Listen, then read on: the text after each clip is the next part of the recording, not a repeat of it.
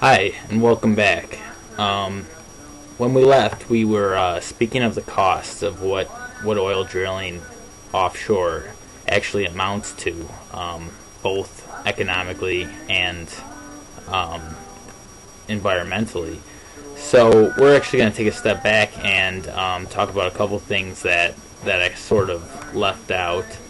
Um, this new plan of Obama's, he allows exploration into the eastern Gulf Coast of Mexico, and it's more than 125 miles from the Florida shore, but it's the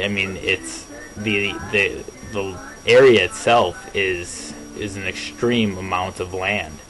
Um, and he's just allowing exploration to go about freely within this area because they believe there's more fuel there, and I mean even just exploring these areas alone causes environmental impacts. It devastates animals. It does quite a few things. It's never just an exploration. It always is causing harm to something, and the Interior Department claims that the new Gulf of Mexico area has undiscovered, economically feasible oil preserves between 36 and 42 billion barrels.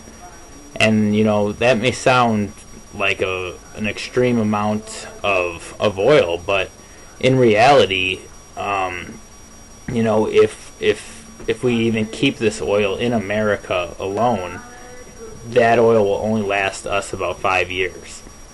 And 5 years is probably what it would take to get the oil out of there and processed and into our supply anyways. And that drilling there would cause devastation to millions and millions of creatures. And it's just not right. It seems like we have some sort of motive that isn't in the best interest of our environment here. And if we were to take that oil and divide it amongst the world, it would only last us 420 days.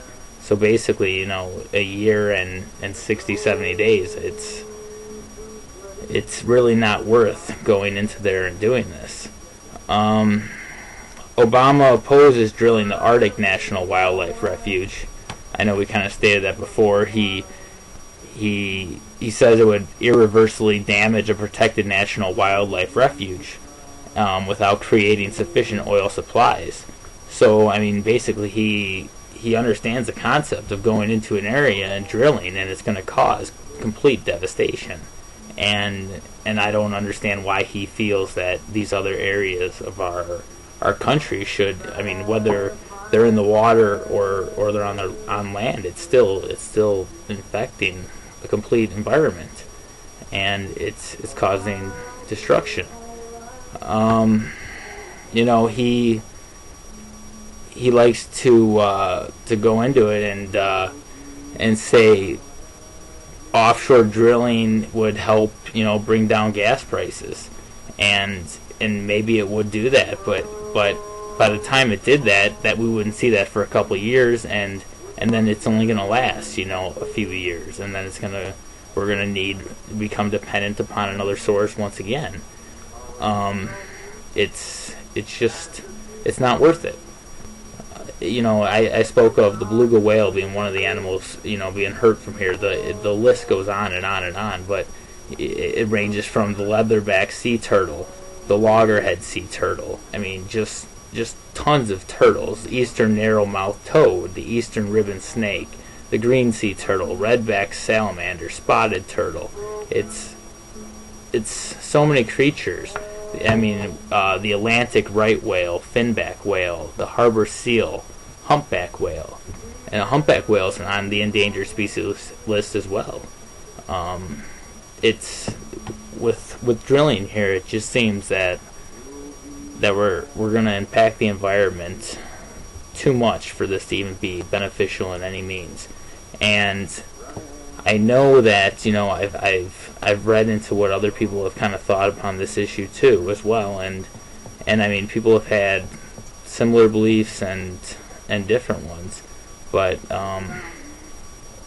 it just seems a lot of people are pushing to say that we really should stay away from this, and for some reason Obama seems to be following in the footsteps of George Bush and John McCain's beliefs and searching for the oil.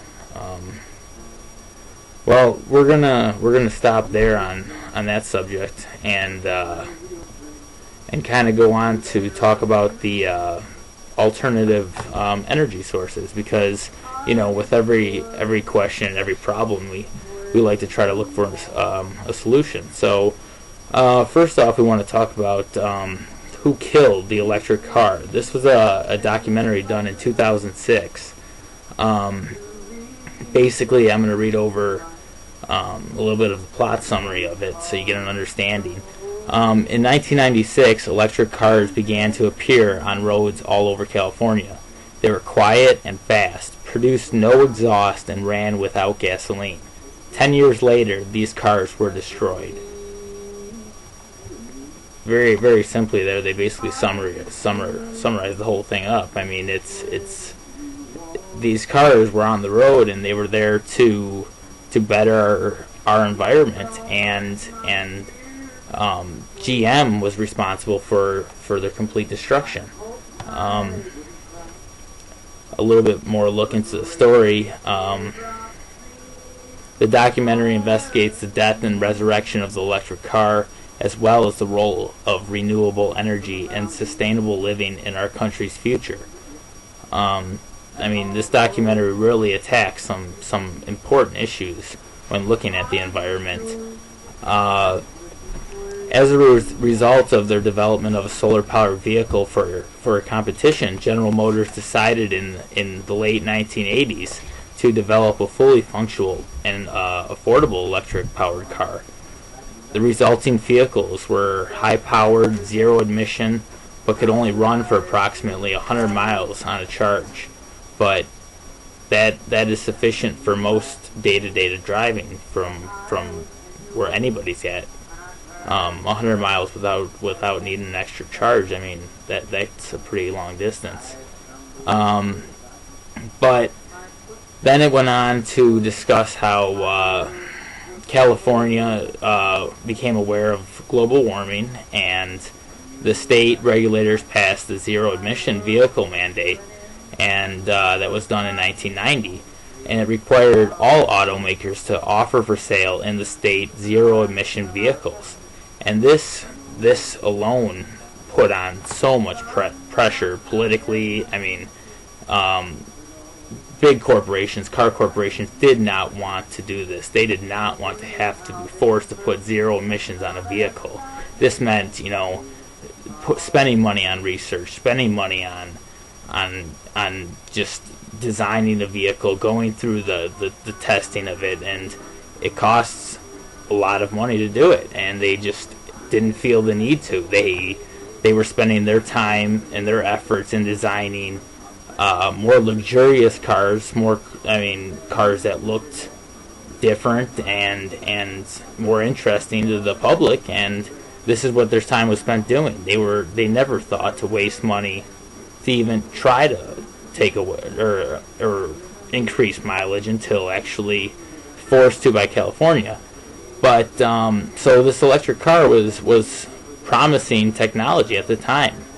But under pressure from the automakers who sued the California Air Resource Board, the mandate was revoked in 2003. So, 13 years it was in place, but overall, the auto companies, they won.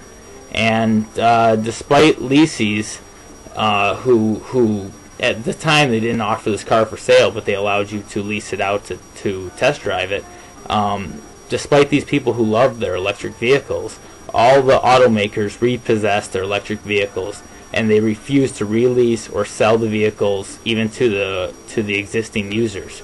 So they basically took this entire operation that was was so driven. It was above or beyond its time, and it was in the right direction.